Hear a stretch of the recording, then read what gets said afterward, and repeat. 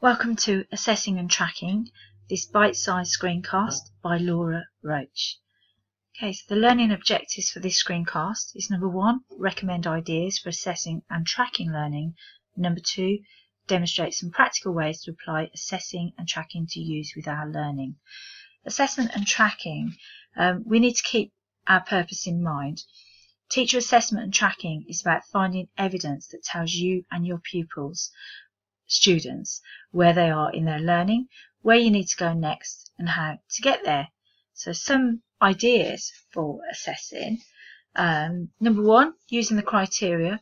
If learners understand what success criteria looks like in a task, they are more likely to be able to achieve it. Number 2, using proformas are a vital assessment tool for students to become accomplished learners. Number 3, I've got peer assessment. This adds a valuable dimension to learning.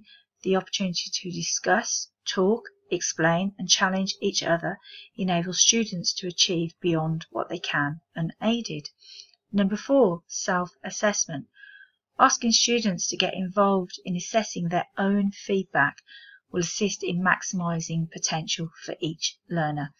And number 5, plenaries. Using this mid-lesson can help learners connect activities back to outcomes for the lesson and also the wider application in their course. So using the criteria, some practical classroom tips. Using the criteria they need to know inside the classroom is essential for us to be able to assess their learning required. If success criteria is not precise, they will end up confused of what is required from them. So if we focus on getting success criteria clear, this will greatly assist our learners and us when assessing them. You could also, at the end of a topic, module or unit, ask learners to get into groups and to devise quiz questions using criteria words to recycle key points or terms from the topic. An example could be evaluate these 3 paragraphs. Learners can then, at the end of that, swap quizzes and have a go at completing them, returning them to their peers for marking. And also we need to teach the criteria. You need to ask students what criteria would you suggest for an excellent assignment. You could get students to discuss this in small groups, get feedback from the groups and write up the good ideas on the board or posters that you can keep. You can put these up in the classroom or get them to take a copy, take a photo to keep. And then obviously we need to add our own ideas if there's anything missing, so the students' ones to make up for anything they have missed. Using proformas. Why use proformas? Think of a skill of writing a good assignment or essay. This is a very difficult skill, although it may not get the class time it deserves because it is not often on the syllabus. Every subject has crucial skills like this one, such as evaluating something that a student has designed or assessing a customer's needs.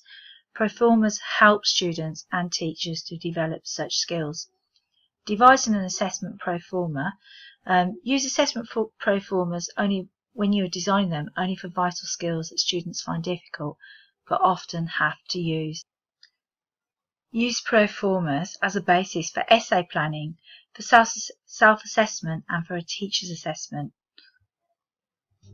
Set targets using proformas. Self-assessment or teacher assessment using a proforma should lead to target setting. So for example, if a student or teacher assesses that a student's language skills are poor, then language skills should become a target for the next piece of work. One way of doing this is to leave a space for personal targets and the teacher comment on these targets at the top. Peer mentor scheme. This is something I set up in my classes last year and I found it quite useful. I set up a peer mentor scheme in my class. I think to do this you need to announce this early on in the course. This is something you can use. This is something you're going to use, so the class does expect it when you decide to use it. So you do it early on in a unit or early on in the course. Tell the students who have achieved the highest grades to work with less able students, so direct them on what you want them to the focus to be. with what they're going to be helping with. Use marked work, use relevant criteria, so those tips that I'd recommend. Tell them they are going to demonstrate their learning to you through assisting others in their learning and achievements. Use your mentors with students who have achieved low grades or who have not met any necessary criteria. Students who have low self-confidence often can relate to other students easier, and these are often students they look up to. You do need to choose your students wisely. Don't put friends together. Devise a form where you can where they both can write feedback of what was discussed. This is a form that I use, a very simple form. I kept it quite simple. I just wanted to make sure that I was tracking it and I had some feedback.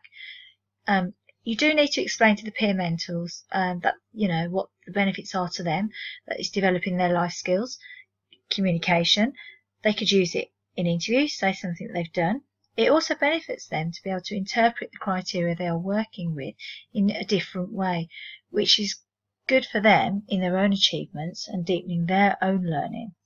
It's also a stretch and challenge, and I do recommend that you follow this up before the end of the lesson. Find out how useful it was, question both on what, why, how of what they have just done. If you don't follow it up, you are likely to lose its value. Peer assessment hamburger. This is a whole class activity for assessment. You give students this sandwich pro forma and you ask them to look through, for example, their partner's assignment, or you can give, say, students work from last year or years before. Explain, and all it's simple as they just explain 2 areas of their work that were good from the marked work that they are just marking, and they would explain an area that needs to be improved. And here's a couple of ideas for plenary. What have you learnt so far? Socrative quiz. Here's the link to use that if you've not used it. It's quite good fun, active for classes to use to reflect on what the learning that's taken place. And also you could give them this simple sheet at the end. 1 thing that surprised me, 2 questions I want to ask, 3 things I have learnt today, to check on the learning. Remember, effective plenaries are not just about summing up, but they are about going forwards. Tracking. I often catch students in my classes tracking their attendance when they're logging on or working on computers in my classes. They seem to take a great interest in their visual records, comparing and discussing them. And it does often make me think, when I see them doing this with such enthusiasm, how I can best track my students' learning, achievements, assignment grades, and make them want to monitor this in the same way that they follow their own attendance. So I produce a tracking sheet for each of my classes with all students' names, which is visual on Moodle for all of the class to see. It does bring on a bit of competition, but it's quite healthy and inspiring. So as I'm at work, I try and update the tracking sheet as often as I can. I use this in classes when we are reflecting on coursework stages. They need to know, I think, that we're monitoring their progress, and if they are achieving expectations which have been set and agreed with them and I believe this has helped to drive up achievement in classes and encourage others to complete work if they see they are behind. Some tips for tracking. So you need to create tracking documents learners can understand and engage with, so they are not turned off by educational jargon. Keep it simple in student-friendly language. Make it visual. They need to know we are tracking them. They want to know. Put it somewhere they can see it easily. Make it accessible to the students. For example, on Moodle. Remember, they need to be taught, shown and included in the whole tracking process. And to finish off, remember that good assessment and tracking is, it uses formative assessment, uses peer interaction and self-assessment. It's challenging, encourages ownership, and students need to feedback on when they need feedback.